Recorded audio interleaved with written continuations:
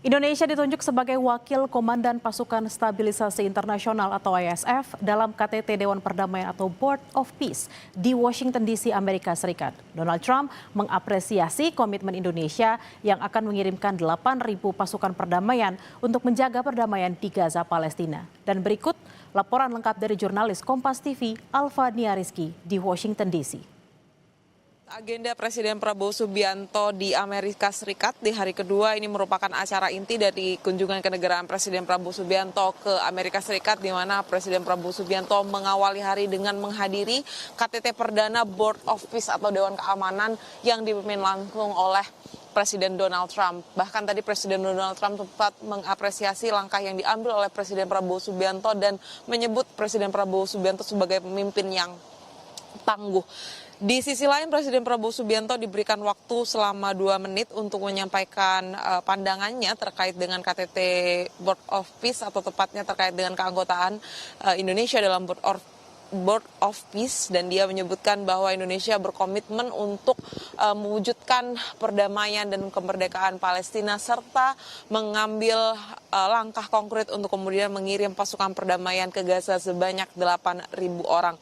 Ini juga sempat dikonfirmasi langsung oleh Presiden Prabowo Subianto seperti apa teknisnya dan kapan akan mulai diberangkatkan pasukan perdamaian ini ke Gaza. Yang menyebutkan dalam waktu 1 hingga 2 bulan ia akan mengirimkan tim advance atau tim pendahulu pasukan perdamaian ke jalur Gaza.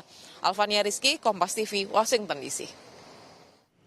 Informasi penting lainnya, Saudara, Indonesia dan Amerika Serikat resmi menandatangani perjanjian tarif timbal balik atau tarif resiprokal. Menurut Menko Bidang Perekonomian Airlangga Hartarto, perjanjian dagang itu menyepakati tarif impor yang dikenakan Amerika Serikat untuk barang Indonesia sekitar 19%. Tarif impor untuk barang Indonesia ini jumlahnya jauh lebih kecil dari sebelumnya yang ditetapkan, yaitu sebesar 32%. Keputusan itu disepakati setelah kedua negara menjalani negosiasi panjang sejak tahun lalu. Airlangga bilang kesepakatan dagang itu mencerminkan komitmen Indonesia dan Amerika Serikat untuk memperkuat akses pasar, menyederhanakan hambatan perdagangan, serta membuka peluang investasi yang lebih luas dan berkelanjutan.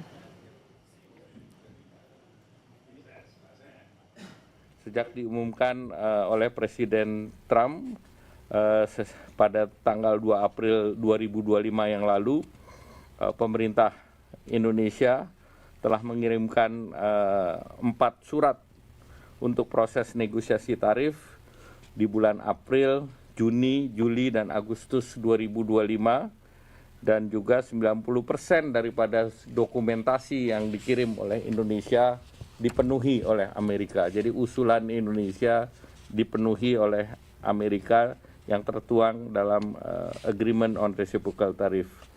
Dan dalam periode tersebut Indonesia mengunjungi Washington DC. Informasi usai jeda, Saudara, meski masih awal